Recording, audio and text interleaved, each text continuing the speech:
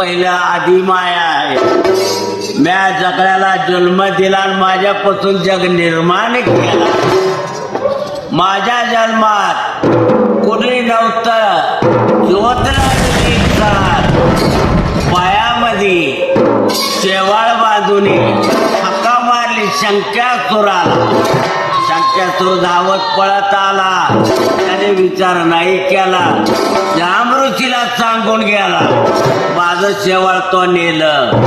तिथं मच्छिंदर नाथ आले. काय सांगू मच्छिंदर तुला? आधी मायाचा जन्म कुठं सांग मला.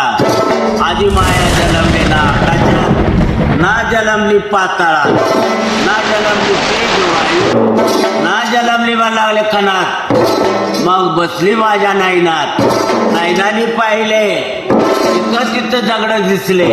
त्या दगडात कोरलं कुणाला? त्या दगडात कोरलं सुक्तीला. सुक्ती कोणाच्या हातात दिली? वडाऱ्याच्या. कान पाडले त्या टायमाला रेख्याच्या. त्या रेख्याने पाहिले का या खडकामध्ये तांब कशाचं? माई ठोक्यात निघाले तांब्याला बोलले. रंकाळ तळ्यातून बुडी मारून बाहेर आली. कितीतरी गाडी बुडवले.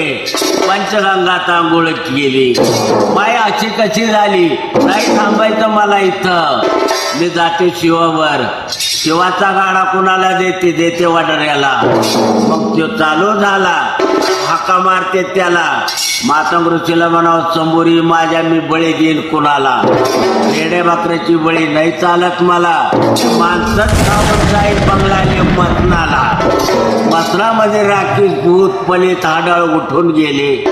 तिच्या पाया पडेल. मग बोलवून घेतले यताळाला.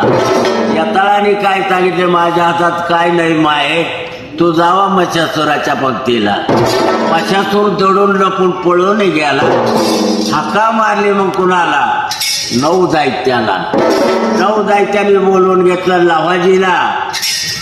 लवाजी बोलले मला नाही जमत आई. मला लागले मी पाय धरतो तुझे. तू चाल गंगेला. मी कशाची येऊ तुझ्या संग गंगेला? आई मी पालखीत येते गंगेला. मला पालखीत नाही बसायचं. मी बसते तुझ्या तळा हाताला. तळा हातामध्ये आईला बसवलं. गंगेच्या आंघोळ घातली. त्यात कमळ निर्मल झाला ना आईचा जन्म कमळात आला. माझा गुरु नामदेव पोतराज पुरदवडेकर यांचे साक्षात नमस्कार.